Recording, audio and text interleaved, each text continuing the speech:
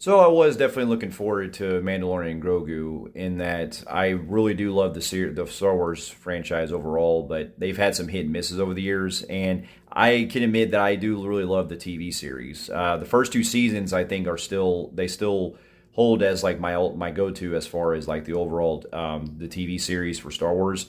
And I certainly do welcome the more in different entries in the franchise as they come along, but I've actually gotten myself into engaged in some other ones too. Like I did, like with Ahsoka, and I also really heard really good things about Skeleton Crew and stuff. And so there's been like some hit and misses with certain ones that come out, like of Obi-Wan and the Book of Boba Fett. But in the meet the the decline in quality with season three of Mandalorian. But with the movie coming out, it certainly got me curious, but I kind of kept it with just open minded because this is actually one of the first Star Wars film in 7 years. And while I didn't overhype myself, I still went into it with the right kind of mindset.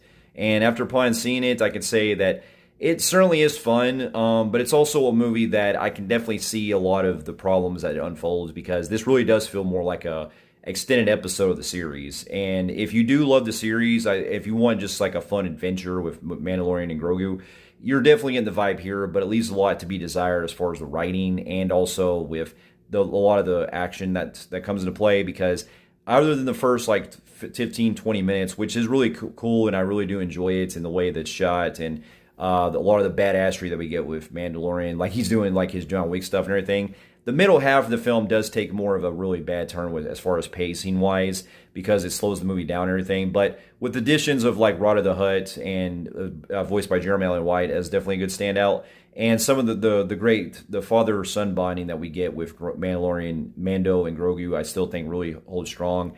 And it's also great Pedro Pascal and the rest of the cast. They always do that they do a great job with keeping the characters going and everything. And I do love the whole exploration that we get with going to different planets and stuff as you get to see the Mandalorian go into like the different bounties and everything. That was very reminiscent of the first season of the show.